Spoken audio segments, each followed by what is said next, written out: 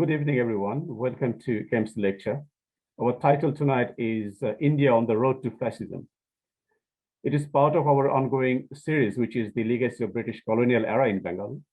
The aim of tonight's lecture is to give an overall understanding of the rise of Hindu fundamentalism in India and its consequences. Our lecturer tonight is Mr. Tushar Sarkar.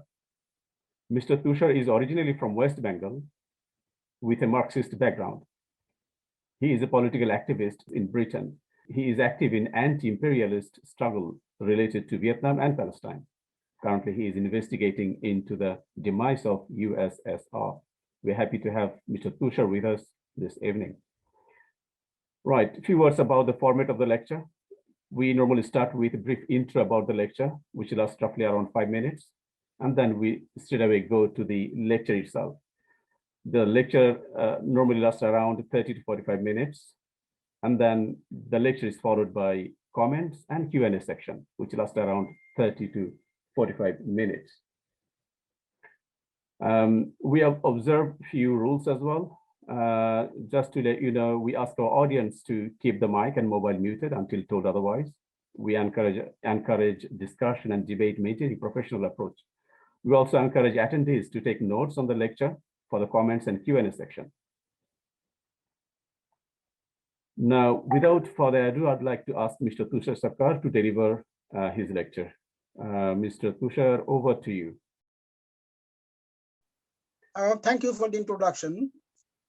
At the outset, I would like to mention that this presentation has one serious limitation. It is based mainly on observations from abroad. However, I have some direct experiences with the RSS. I was indeed a member of the RSS for a few months during my school days. Now, let's have a look at the 4 pictures.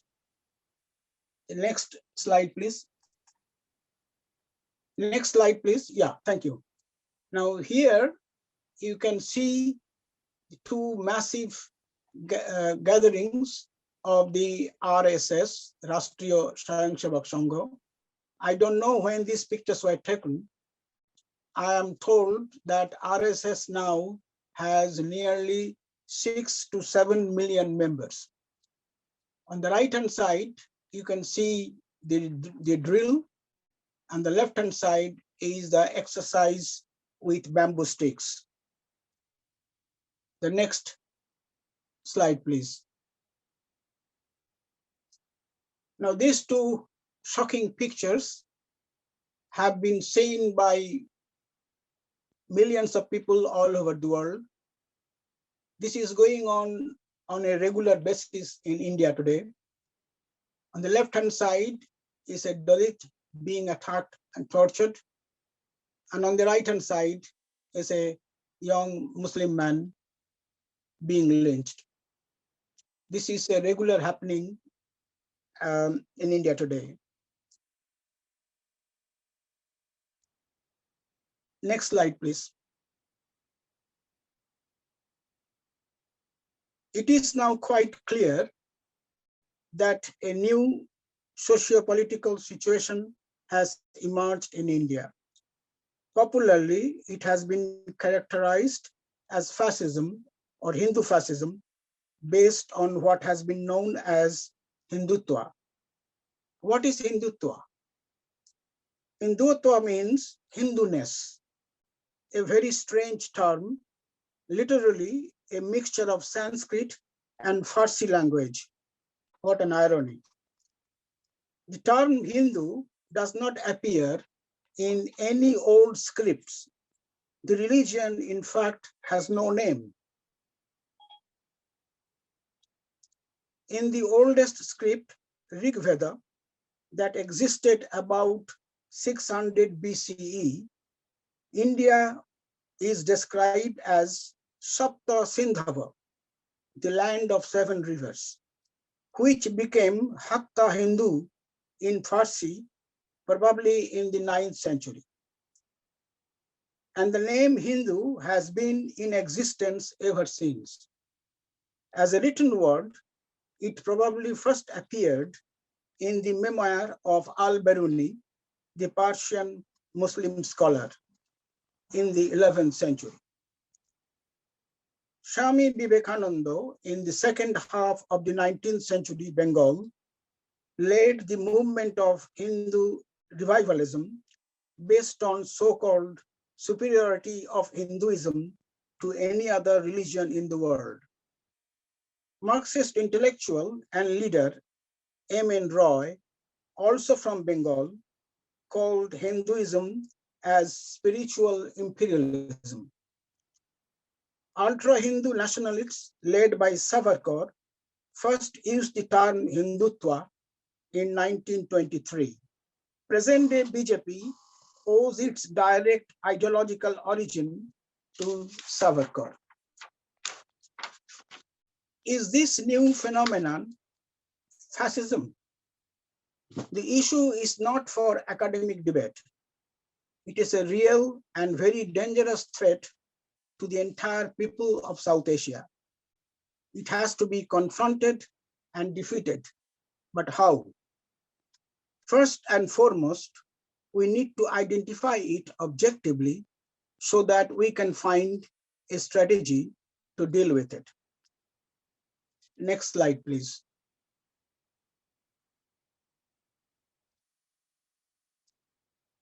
Let us compare Hindutva or Hindu fascism with classical fascism.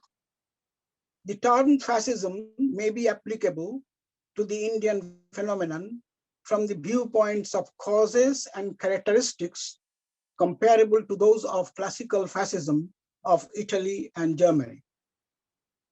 The causes.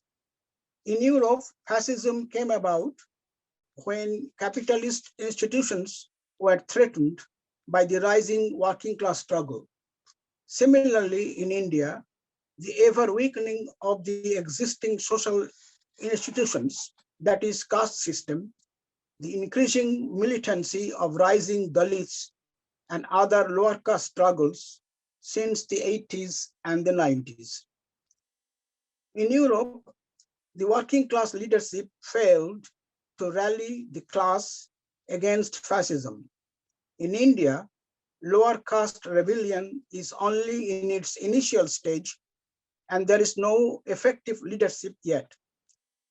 Also, total failure of the Indian parliamentary left to act in any manner at all.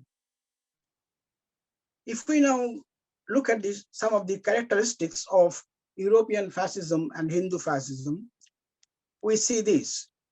Both are moved towards direct dictatorship with a mask of parliamentary democracy, the bogey of ultra-nationalism in the name of patriotism, Hindu religious superiority, like German racial superiority. In fact, Hitler borrowed swastika, a Hindu symbol used in every religious ritual, as Hindu logo. Hitler used that as his logo as well. Social demagogy and use of scapegoats, anti-Muslim, like anti-Jews in Europe. Resorting to methods of open violence, barbaric human lynching in India, gas chambers in Germany. Using the most backward elements of the society, a section of the Sudras, the lower caste, like lumpen proletariat in Germany. But there is a fundamental difference.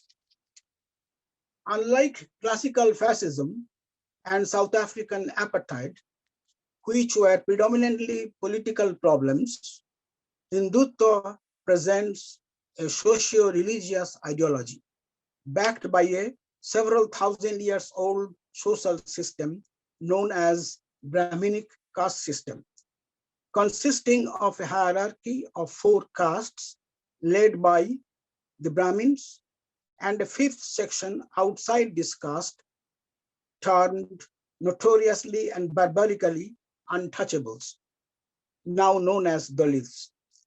It developed culturally and religiously as Hindu revivalism and nationalism from the middle of the 19th century.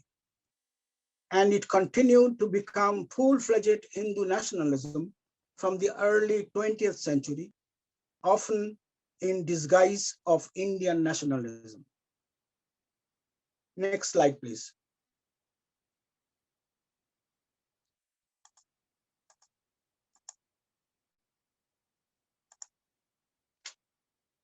Hindutva and the stages of Indian economy. If we discuss that a bit, we may be able to understand the present mode of occurrences of Hindu fascism. Just before independence of India, 8 top industrialists led by the topmost Tata and Birla submitted to the Indian Congress a blueprint known as the Bombay Plan, in which they asked for substantial state intervention in the economy with a sizable public sector. They knew very well that India did not have the necessary capital for industrialization, could not have it because of colonialism. They were aware of the crucial fact that India did not have the infrastructure, electricity, and steel industries. By the late 1960s, that is about just 2 decades after independence, there was deepening crisis in the form of slowing growth rates, rising deficits, and external debt. This led to progressive deregulation of the Indian economy with the aim of fast growth. By the 1980s, levels of public debts rose to unprecedented level, sharp decline in exports, and balance of payments crisis. India's industrialists, who were initially skeptical towards foreign capital and competition, started to look for closer integration with global capitalism. To resolve the crisis, an IMF loan was taken in 1991 by the then Congress government led by Mr. Manmohan Singh. In return, IMF dictated India to make changes to adopt neoliberal policies known as structural adjustment program. As we all know, this was the era of international neoliberalism, and globalization. With the adoption of neoliberalism, the Indian economy was opened up, imports were liberalized, and taxes on capital reduced. As a result, from 1991 to 2001, GDP growth increased by 5.7% annually. The inflow of foreign capital rapidly increased. The consumer price rose sharply. However, since 2010, it slightly declined.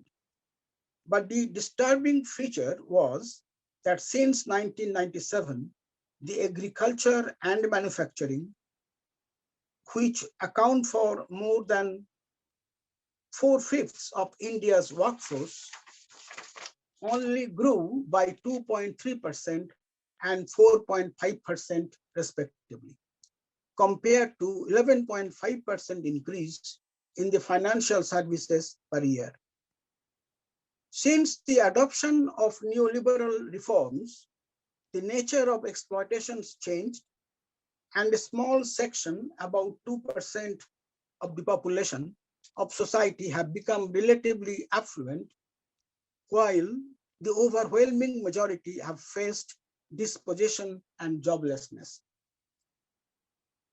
For the reactionary forces, neoliberalism brought 3 blessings, 2 in disguise.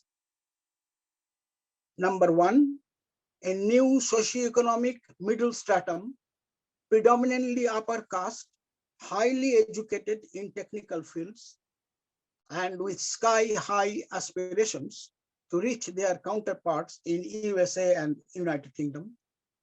These are the modern ideologues and backbone of Hindutva.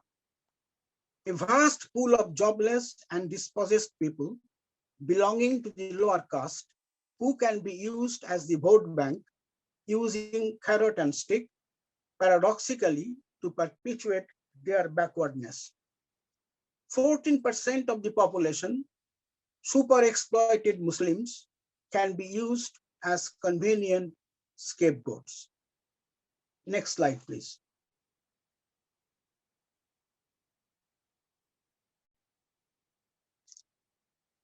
Now, something else had been developing in a dialectical process. In 1979, the government led by Janata Party, the first non-Congress government elected in 1977 and lasting for 3 years, set up a commission to identify the socially or educationally backward classes of India. It was headed by Mr. B.P. Mondal, an Indian parliamentarian, to primarily consider the question of reservations for people to redress caste discrimination using some social, economic, and educational indicators. Based on its own rationale, the so-called other backward classes were identified on the basis of caste, economic, and social indicators, and these, according to the commission, comprised 52% of India's population. The commission's report recommended that members of the other backward caste or classes be granted reservation to 27% of jobs under the central government and public sector undertakings, thus making the total number of reservations for scheduled caste, scheduled tribe, and other backward caste to 49%. The report was completed in 1983 during the second Congress government led by Indira Gandhi.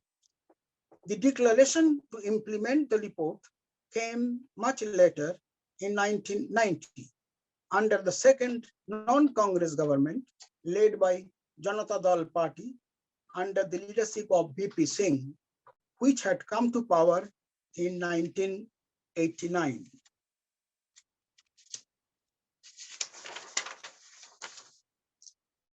This led to widespread upper caste student protests.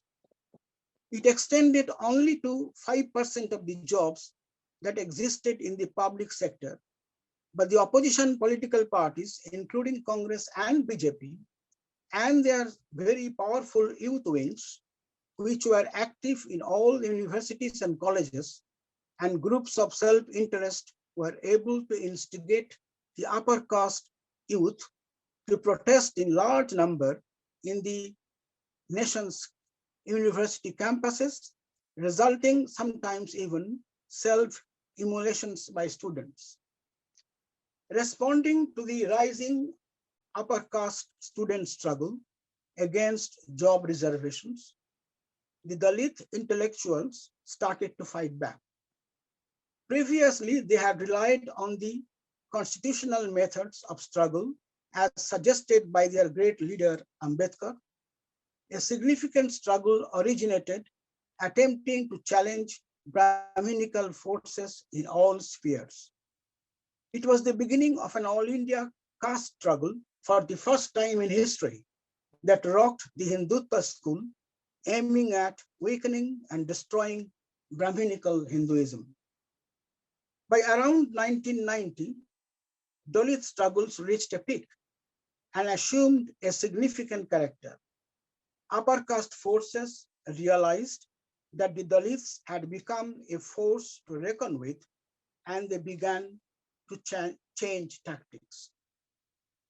The results of the May 2007 State Assembly election in the state of Uttar Pradesh, hitherto politically the most significant state in India, saw the Bahujana Samaj Party, the new and so far the only political party of the Dalits, emerged as a sole majority party, the first to do so since 1991. Its reformist leader, Mayawati, began her fourth term as chief minister in May 2007. Interestingly, the majority they achieved was in large part due to this party's ability to take away majority of upper caste votes from their traditional party, the BJP. Next slide, please.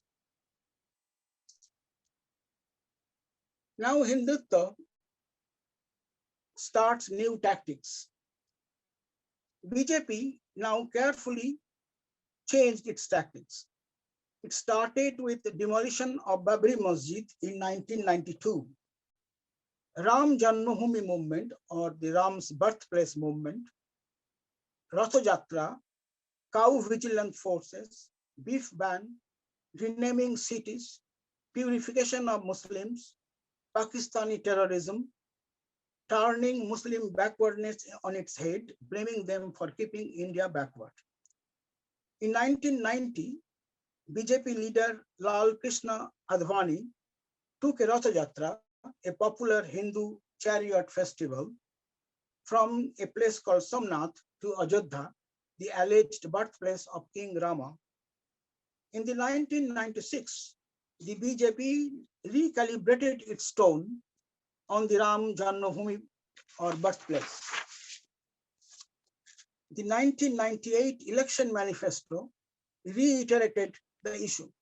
Curiously, when the party went to the polls with the National Democratic Alliance manifesto in the 1999 election, they did not even mention the Ram's birthplace issue. The 2004 manifesto of the party returned to the issue again. Now, if we look at the table 1, what do we see as BJP's tactics? BJP came into being in 1980. Its ideological parent, and now its volunteer force, Rashtriya Swayamsevak Sangh, was then associated with Bharatiya Jana Sangh, which was formed in 1951 in West Bengal by Shama Prasad Mukherjee, a top-ranking political figure then, and later merged with Janata Party in 1977. The Jana Sangh had a vote share of 9.3% and 7.4% in 1967 and 1971 elections. The BJP's vote share in 1984 was exactly the same as the Jana Sangh in 1971, 7.4%. In 1989, BJP's votes crossed double digits at 11.4%. 1989 to 1991 is the period when the BJP saw the biggest jump in the vote share in proportional terms. It increased its share 1.8 times to reach 20.1%. Barring 2009, the BJP never went below 20% vote share after 1991. The BJP is now the second party after the Congress to have achieved a 20% plus votes in more than one election. The additional 10% votes, which made the BJP the second national player in Indian politics, is the tangible benefit which the BJP reaped from the Ram birthplace movement. If you have a look at the table 1 again, then you see how BJP has developed its tactics. Initially, the target, the enemy of the upper caste, was the Dalits. Then it gradually changed, and you can see the conformity between the change and its change in tactics from the Dalits to the Muslims. Some people in India interpret this that this is BJP's tactical shift to hide their real motive. I don't agree with that. I think the enemy, the target of the upper caste in India are the same. Sometimes against the Dalits and sometimes against the Muslims, they are treated as the same kind of enemy. Next slide, please. Now, the million-dollar question. Why is the rise of Hindu fascism and not some kind of liberal bourgeois force, say social democracy?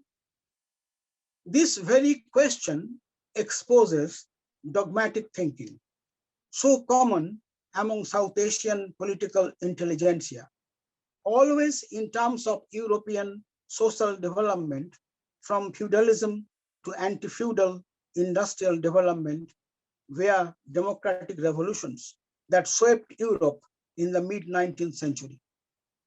Common ignorance of India's arrested social development and distorted capitalism coming out of colonialism, feudalism axis in the middle of the 20th century.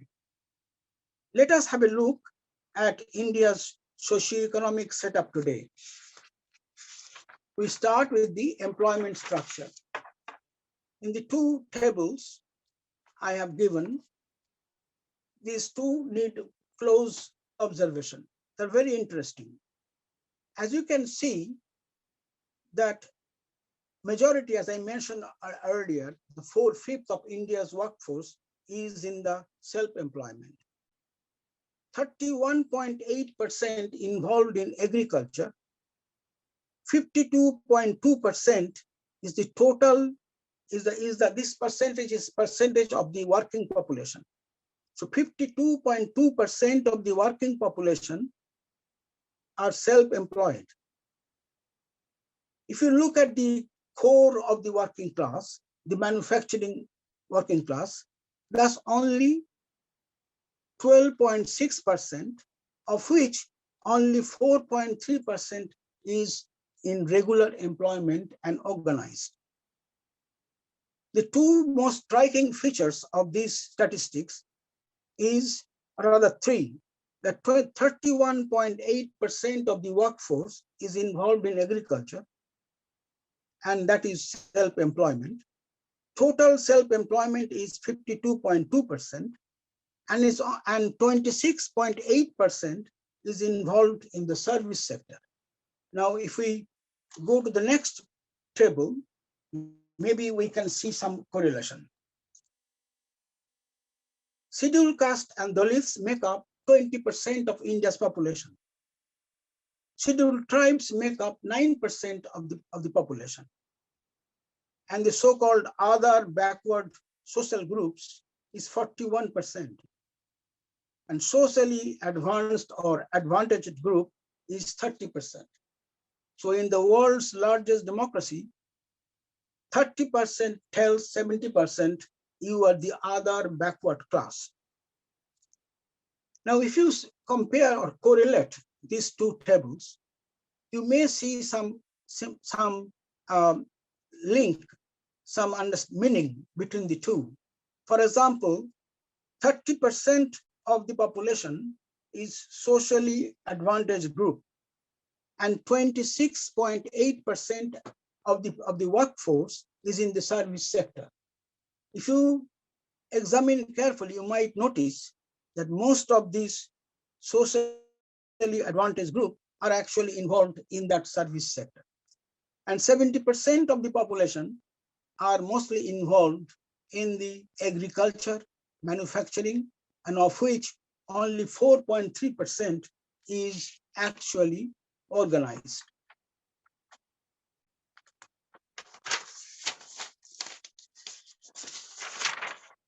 So what do these statistics telling us about the status of the Indian society today? India is a country of distorted capitalism with the dominance of petty commodity producers via their partial coordination of interests with capital. Unlike Europe, India has restricted social development, fostering the age-old backward caste system. This is, in my opinion, the fertile ground for reactionary Hindutva today. The twin of distorted capitalism and restricted or arrested social development is the direct result of colonialism in league with feudalism. It started with deindustrialization of India in the mid-18th century and keeping feudalism alive as the junior partner for 200 years for its survival. Now, as I mentioned earlier, there is a habit among the intelligentsia, political intelligentsia, to compare India with Europe. And we find some strikingly different features. Unlike Europe, where feudalism was defeated, a new emerging bourgeois class developed, and a new working class came out of the peasantry. This did not happen in India. Colonialism stopped it. Colonialism destroyed it, all the opportunities of free industrial development. As a result, what we got in India is not an independent anti-feudal bourgeois, but we got a new class of people who are semi-feudal and semi-capitalist. Their way of thinking, their ideology is not like the progressive bourgeois in Europe, but it was a kind of distorted development, so arrested social development. And this is how Hindutva has fundamentally reconstructed Hindu identity. The caste system, the decisive impediment to Indian progress and Indian power, far from being dissolved by railways and appearance of modern industry under the British rule, it survived in a somewhat modified but hardly weakened form. The earlier Brahmin dominance in government posts, social status was challenged to some extent by certain non-Brahmin communities with growing economic and social clout. However, while there was a partial reordering of castes within the hierarchy, the institution of hierarchy itself was not threatened. The British resolutely abstained from interfering with the social prohibitions and economic exclusions suffered by the oppressed castes. Colonial rule in India also led to the development of an industrial proletariat associated with modern industry. However, the proletariat in India remains a small island in a sea of peasants and petty self-employed. Several obstacles stand in the way of developing class consciousness, and industrial employment stagnated, and capitalist concentration of landholding failed to materialize. The workers have retained some ties to their village and to the land. So in conclusion, I would say the fascism as a prototype has always been an integral part of Hinduism, expressed as apartheid against the lower caste, initially known as untouchables. World has ignored it for centuries. What is different now is that the lower caste, Dalits, has started to fight back. This has created new dynamics. Fascism can only be defeated by the combined actions of Dalits and other oppressed sections of the population, particularly the Muslims. They will need the solidarity of the socially conscious sections of the people of India and abroad. And that's all I wanted to say. Thank you. We thank Mr. Tushar again for preparing the PowerPoint and delivering the lecture. We thank you all for taking part and making the lecture a success. We are very much looking forward to seeing you in the next lecture as well. With that, we are closing our lecture tonight. We'll see you in the next lecture.